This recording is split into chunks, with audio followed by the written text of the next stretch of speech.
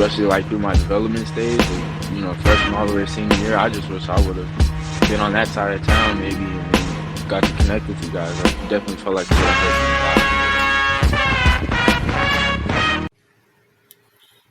me a lot. Hello. Good morning, good afternoon. Very excited today. We're back at Watchlist. Got my man Isaiah Ward from Brennan High School, and 6'6" explosive athlete, and just a great person to talk with. Isaiah, thanks for joining again. Yes, sir. Appreciate you having me. Always great. You've been on the platform before, but you've stayed grinding, you stayed evolving, you stayed working. What's changed most in your game since the last time we talked? I would say, especially, being hurt this past summer, I've definitely watched a lot of basketball and, talked a lot of basketball with my coaches on the sideline, on the bench and stuff like that. So I think, mentally, seeing different angles for passes and seeing different passes that I didn't even know that would be there. And also, the little nuances of the game, almost like it helps to be a coach from the floor, and that's what I'm trying to do, be an extension of the coach, so the coach can touch everywhere. It's interesting you talk about that. I had a different route in college. I wound up redshirting my sophomore year, and so I had a second sophomore year. And I remember, man, the time on the side and watching and seeing different, that really helped. I made it a positive, Yeah. I'm glad to hear that's what you've done. Athleticism has always stood out with you. Your explosiveness, your ability, your knack for getting to loose balls. What have you added with your offensive game this offseason? I've definitely been getting in the gym, since I've been hurt.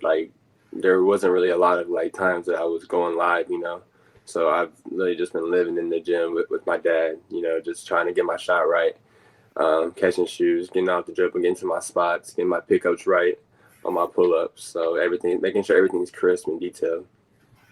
Okay, like that.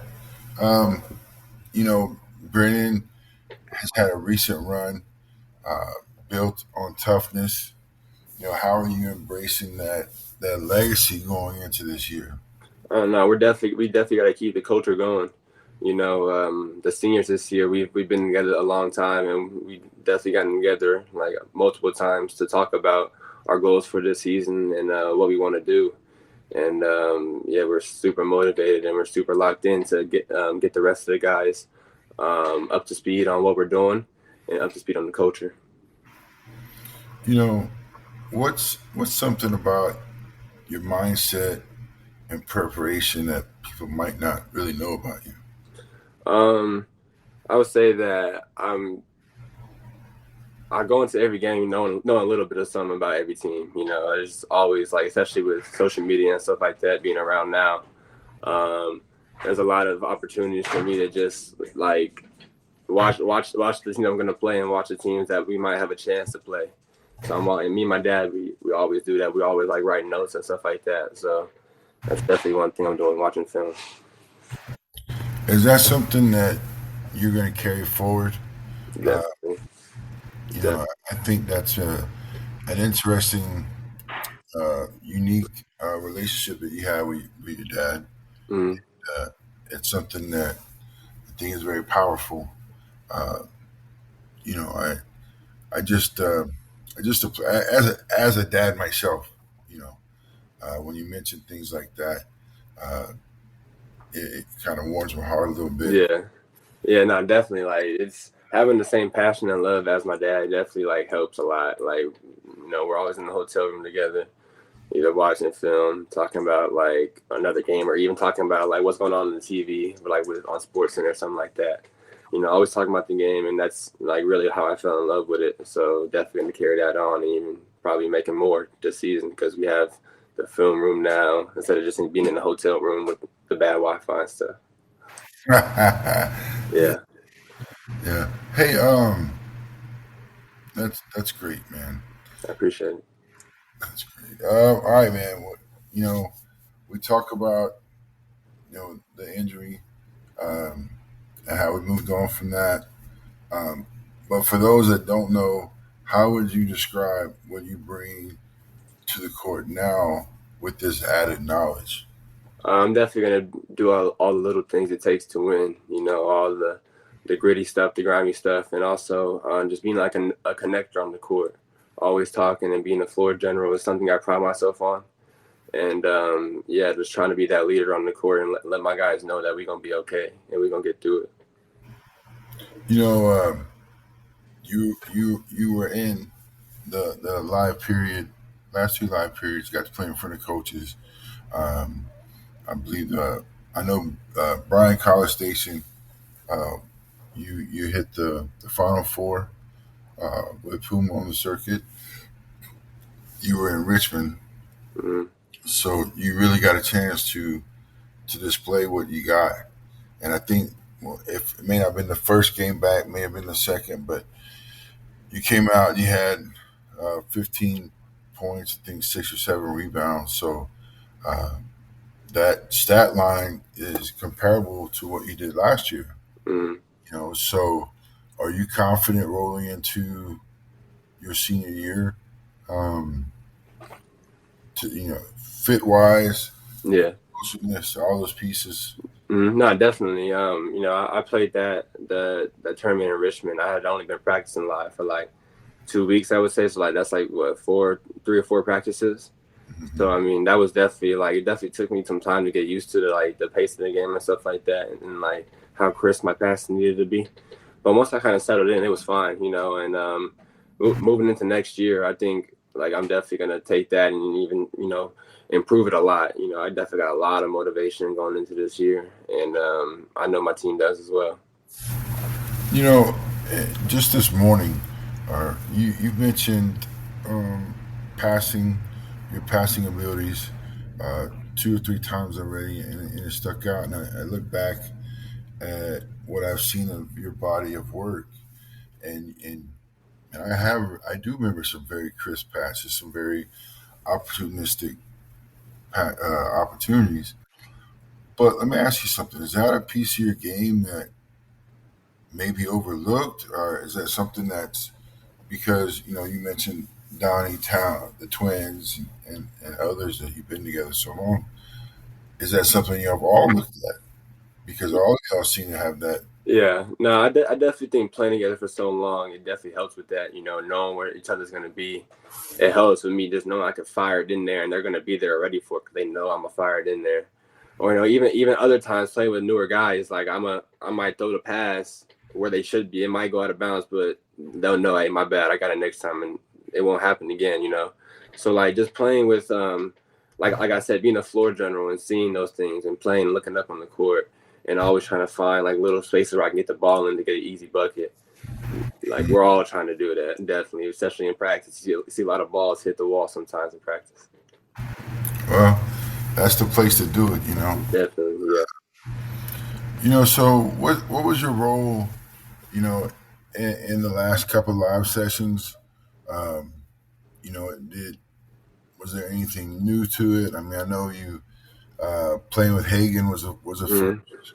Mm-hmm. But how do you think you took that situation and grew from it? I loved it. Playing with Hagen, Latrell, Easton, those are the newer guys. It was great. Especially playing with Hagen. He's so smart, like you mentioned. Like he's such a smart person in basketball, and he just knows where to be. He knows where people are gonna be, and he knows how to throw it before that they're open and stuff like that. Playing with Latrell, super. I usually have 3 or 4 fouls, and usually in foul trouble a lot. But playing with a guy like Latrell, you can kind of just shuffle your guy to him, knowing he's gonna go get it off the glass.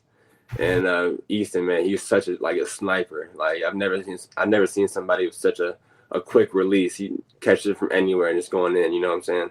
It was great to have that floor spacing and stuff like that, and just be able to do what I do, which is be a glue guy, be a connector, get the ball moving, keep the flow of the game, but also go get my rebounds because I had the 3 on me now or the 2 sometimes. So it was great to be able to get those rebounds and get those easy buckets.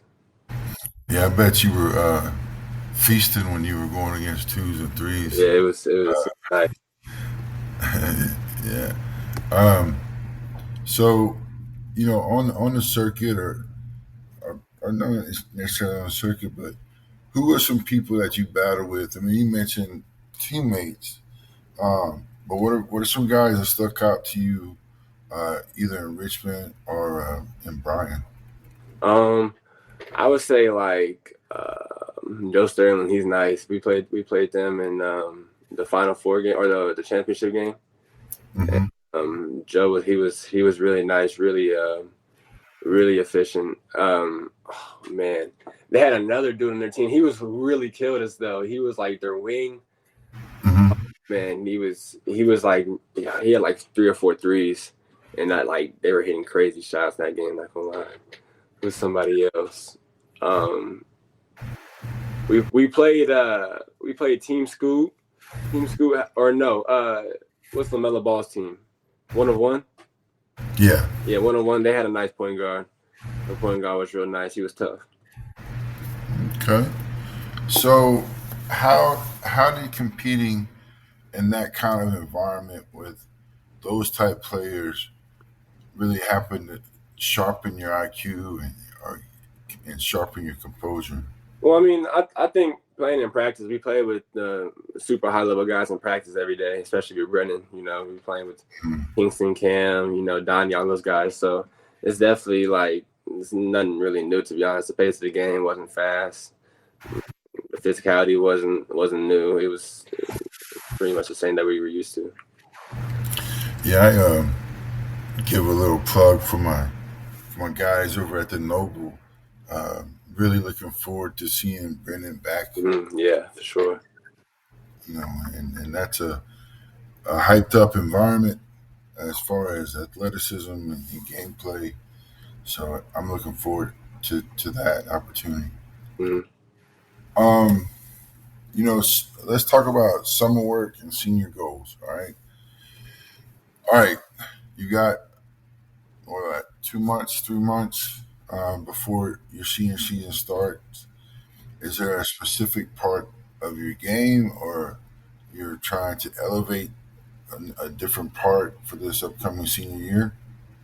I would just say like everything as a whole. I really pride myself on being that Swiss Army knife, and being able to do whatever coaches need me to do. And so I think just as a whole, my game just needs to grow and evolve and get better. And that's what I'm gonna go with my leadership skills. Having those seniors that we played with last year, having them leave, it kind of leaves a void. But I know that the seniors this year, I know we can fill that void, and we can really bring the level of competition up in the practice, and we can that'll lead to wins. You know, is it going to be different this year with playing with that target on your back? You know, um, how as a group, talking about your senior leading group last year, but it's really a bigger fit this year. How are y'all preparing to handle that target on your back? I would say it's actually the opposite. I think playing going to TABC and like just I didn't play. I was still hurt. So hearing like what the people were saying when they saw us go out there and warm up, like, oh, that's it. That's all they got. Like, yeah, I think that was just so much added motivation for us. Everybody heard that on the team, and so I think it's actually the opposite. We got a target on everybody that we play, and we're coming out there to prove that like even though we lost some people, we're still coming for it all. So going out there hunting, man. Yeah. I always like to go hunt, and that's a big thing. Uh, let's talk about what do you have personal goals like stat wise or grades or anything. Um, is there personal goals that you have for yourself this year? Um, I guess, but I think most of my personal goals probably tied into like team goals. I guess I think they would like kind of merge. Obviously when I had great grades, all A's. Yeah. Like I want to be the best rebounder in the state. I want to do everything I can to help our team win. You know, there's not really like statistical things that I would say that I'm like looking for, or like specific things that I'm like, all right, I got to get like this amount of this to like make me feel like I had a good game. But I mean, just winning. Like, I think if we win, like I'll be happy. You know. It's such a refreshing talking with you because we talk again about things that glue guy that you talked about earlier, and those are stat areas. You talked about getting your teams open, hitting your open guys. That's assist creating scoring opportunities. Yeah. Mention you want to be the best rebounder in the state. Um, and what does that do? Well, it either gives your team extra possessions or you're killing the other team's possession. Yeah. And then you talked about winning. You talked about leadership. Those are all big things that that are intangibles that you don't show up in stat lines so much, and it goes back to whatever it takes to win. And that's one thing I've always liked about you. Where does this insane knack for getting to the ball, whether it be rebounds on the floor, you're always in the mix. Where does that come from? Probably my dad, I would say. You know, he's always like, whether it be free throws, whether it be like a big time possession, like, you know, I look over to him and just like go get it, you know, go get it, or go touch it, you know, just go put a hand on it, keep it alive. So, I mean, like no one person is gonna like be able to like box me out, or like, especially from the outside on the perimeter. So, you know, I'm gonna go get in there. I'm at least try to go touch it, you know, tip it up, maybe tip it to my teammates, go grab it with 2 hands. Got to get in there.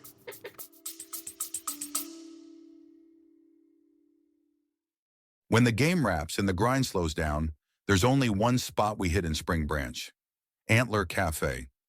Legendary burgers, cold sweet tea, and a hometown feel that reminds you why Texas runs deep. Whether you're talking scouting, stats, or just catching up with your crew, Antler's the move. The Antler Cafe is a proud supporter of the One-Eyed Scout and the 5 Stops, 5 Guys tour. Pull up, eat good, stay real. And this one is for everybody. Located at 1 Sun Valley Drive, Spring Branch, Texas. This one is for everybody. All right, man. So I want to know what your favorite drill is in practice and workouts. You know, I was that guy. Physicality was a thing, and I don't know, man, if they still do this. Where you roll the ball down the middle of the court, and you gotta slide on the baseline and sprint to the ball. Man, I don't know why. I'm not a guard. I just love that drill. Yeah, cause you gotta go hit the other guy first before you go get the ball. Cause you ain't getting the ball. If you try to go get the ball first, you ain't gonna get it. But I mean, I would say we have a couple of drills like that are just, you know, just who's gonna be more physical. You know, like we have a drill called 2-minute rebounds. It's like four people on the perimeter, 4 people on inside the paint, go in the circle. Coach just shoots a shot, and you gotta like the 4 on the perimeter are just running at you, and it's like clashing. You gotta go box them out. So I mean, we do stuff like that all the time, and that's like that gets crazy because you just gotta collide. You gotta go hit somebody. But I think my favorite drill would probably be like a 4-on-4, or it's called like thunder drill. So it's like a 4-on-4 with a ball screen. It's like a half court kind of drill. That's super fun. You gotta get 3 stops to get on offense. Yeah. Hey, so side note, who's a better shooter, Coach Cowgill or Cam Cowgill? I don't know. Coach Cody, he got the super jump too. He be jumping as high as he can. But I don't know. Probably Cam. It's got to be Cam. Cam's in the gym. Every time I'm in the gym, he's always either there, or he's leaving, or he's just getting there. Like, he's always there. So. All right, man. So we joked and we talked about that Shark movie, and it stuck with me. But now that Shark Week is over, Yeah, I was watching that too. All right, so you're gonna swim with a shark for an NIL deal? Nah, no. Never that. No. I've seen too many videos of them sharks. They be getting up in there in the cage. Nope. Man, Ain't that worth it. it was off the chain. So if you had to compare yourself to a shark, you know, do you have a particular shark that you think you would be? Man. I'll say like a bull shark. Bull shark, they can go into any type of water, you know what I'm saying? They can go into the fresh water, the salt water, and do whatever he needs to do. That's me right there. There you go. That's me. Oh, hey, look at us working some science in this. Yeah, right there. I love sharks too. I love Shark Week. I watch because I remember when we were little, it used to come on the weekend of the Vegas tournament. Every time, every year, it was the weekend of the Bigfoot hoops type thing. Every year, so every year in Vegas, I would watch it. But now we don't go to Vegas no more, so I be making sure I get it on in the hotel. Yeah. All right, man. So off the court, what's your go-to hobby, or how do you chill? Fishing. I be in them ponds, in them rivers up. Man, I love fishing. Yeah, me too. All right. Now, you name some cool cities. You name Vegas. I know you've been in Richmond. I know you've been Middle America with Puma. Do you have a favorite city that you played in so far? It got to be here, right? It was probably here. And whenever we played in where was that? We played East Central and Steel. That was tough. That was Yeah, crazy.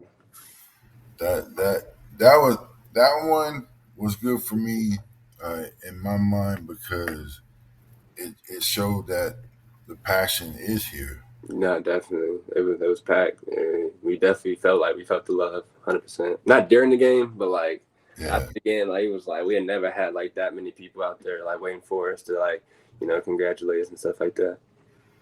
yeah. So, uh, yeah. All right. So, I mean, it kind of leads into this question, which is going to be a no-brainer now, but the best gym atmosphere or crowd Actually, it's not. It was not. It was when we were that I played in or that I've just like seen you've or been. like when we went to New Jersey, I think, and we watched. It was a game before ours. It was like the New Jersey team was playing Braden Burries and Roosevelt. Remember them? Oh, that was crazy. That was like insane. I forgot who won. It was like down to the wire. Like Brennan Burris like got ejected. I think they lost. I think Roosevelt lost because Brennan Burris he got ejected like at the very end because like some dude like came off the court and was like talking crazy. And yeah, it was because we were in the mall and like it was like packed. Like it was like even on the top it was packed. Like on the bottom it was like packed with people from New Jersey and New York. So I mean, it was wild. That had to be just a vibe all of its own. Man. Nah, it was like the mall was rocking. Like actually, it was rocking. All right, so we're talking about what's next, and what kind of school program do you feel like will be the best fit for Isaiah Ward? Just like a family oriented culture, like a coaching staff that I can trust. For sure, that's definitely like a big thing. Trust and loyalty, two very big things I pride myself on. A place where I can develop to go to the next level, and a place where I can ultimately win. Those are the biggest things that I need, like the non-negotiables. And I feel like I know how this next one is going to answer out, but who's helping guide the recruitment process behind the scenes for you? I would say like obviously like my dad, Coach Dev, Coach Cody, my people at Future, and then Mr. Littlefield. Me and him, my dad, we talk, and he's somebody that I really trust. Yeah, he's done a lot for the city. Yes, sir, for sure. He's definitely like an OG that you can rely on. Very, very true. What's your message to college coaches that are still watching your development? I don't even know if I have a message, but I mean, I would just say that, you know, like I'm motivated, I'm grinding, I'm working, and I'm just trying to get ready for the season so we can win. Like that's really all I'm worried about right now. You know, I'm just trying to, like stay in the gym, stay in the weight room, do everything I can to be ready for the season, be prepared and stuff like that. So, last one, and we'll wrap up. But what's something that you want to thank basketball for? Maybe it's something that taught you, maybe just a discipline, maybe anything. I would say like the places I've been, like the people I've met at those places, like I definitely would not have gone to all the cities and states and stuff like that I've been to if it wasn't for basketball. So I think, and the people that I've met at those places have been like some of the like the most like, I've had like some of the craziest like conversations I've ever had at those places. So I definitely would thank basketball for that. Yeah, I think that's one of those layers that people miss sometimes. Mm-hmm. But hey, we're gonna close it up, and Isaiah, thank you for being here. We'll probably we'll obviously get together again later on. Get some of your thoughts. Um, Everyone, thanks for joining in. You're listening to the Watch List, and remember, you're listening to our very own the One Eyed channel, the One Eyed Network. I didn't know, Isaiah. We went ahead and launched our own network. Man, that's crazy. So yeah, we That's dope. grinded behind the scenes. Congratulations, yes sir. That's dope. Thanks, man. Thanks. All right. Till next time, fellas. Have a great day. Yes sir. Appreciate it.